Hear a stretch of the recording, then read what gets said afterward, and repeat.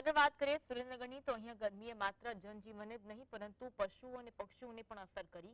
જિલ્લામાં તાપમાન બપોરના સમયે 44 ડિગ્રી સુધી પહોંચી ગયું, જેના કારણે ઓરેન્જ એલર્ટ જાહેર કરવામાં આવ્યું।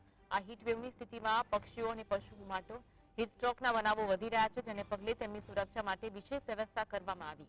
પક્ષીઘરો, મહાજન પાંજરાપોળ તેમજ ખાનગી તબેલાઓમાં પશુઓ અને પક્ષી ઉછેર કેન્દ્રો પર સલામતીના ભાગરૂપે અનેક પગલાં લેવાયા।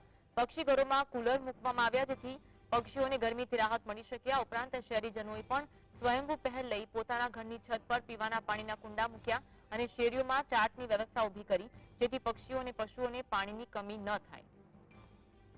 તો ગરમીના કારણે ન માત્ર જનજીવનને અસર થઈ છે, પરંતુ પ્રાણીઓ અને પક્ષીઓમાં પણ તેની અસર જોવા મળી રહી છે।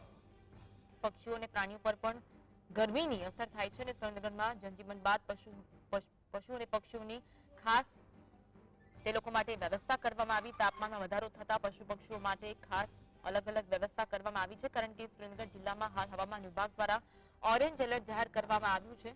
પક્ષી ઘરો હોય, આ સાથે સાથે અલગ અલગ જગ્યાએ જ્યાં પ્રાણી પક્ષીઓ રહેતા હોય તે વિશેષ વ્યવસ્થા કરવામાં આવી છે। તાપમાન જે સુરેન્દ્રનગરમાં બપોરના સમયે 44 ડિગ્રીને પાર પહોંચી જાય છે। પક્ષી ઘરો, મહાજન પાંજરાપોળ તેમજ તબેલાઓમાં પશુઓ માટે વિશેષ વ્યવસ્થા કરાઈ છે।